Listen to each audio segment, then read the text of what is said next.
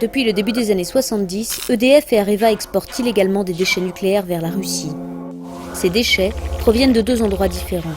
L'usine de retraitement de la Hague, dans la Manche, et l'usine Eurodif de Pierrelatte, dans la Drôme. Ils sont acheminés en train jusqu'à l'usine du Tricastin. Là, ils sont conditionnés dans des formes plus transportables et sont mis sur un immense convoi ferroviaire. Ce convoi traverse ensuite toute la France en quelques jours et passe notamment à la hauteur de Lyon, Dijon, Paris, Rouen, pour arriver au Havre ou à Cherbourg. Là, un bateau cargo attend ses déchets. La plupart du temps, c'est le capitaine Kuroptev qui va charger à son bord la cargaison. 4 ou 5 jours après, les déchets arrivent au port de Saint-Pétersbourg et sont ensuite à nouveau acheminés en train jusqu'en Sibérie.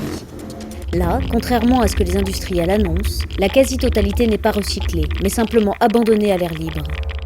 Ce circuit est très régulier. C'est environ 600 tonnes de déchets nucléaires français qui sont exportés tous les 15 jours depuis des années. En tout, depuis 2006, 33 000 tonnes d'uranium ont ainsi été expédiées vers la Russie et seulement 3 090 tonnes ont été rapatriées en France.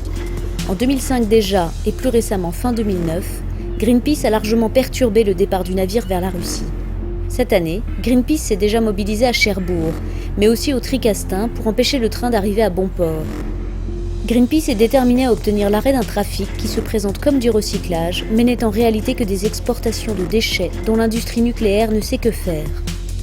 Parce qu'EDF et Areva se défaussent de leurs responsabilités en polluant la Russie, Greenpeace est déterminé à stopper leurs exportations de déchets nucléaires.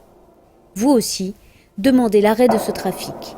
Signez et diffusez la pétition sur greenpeace.fr/stopnucléaire.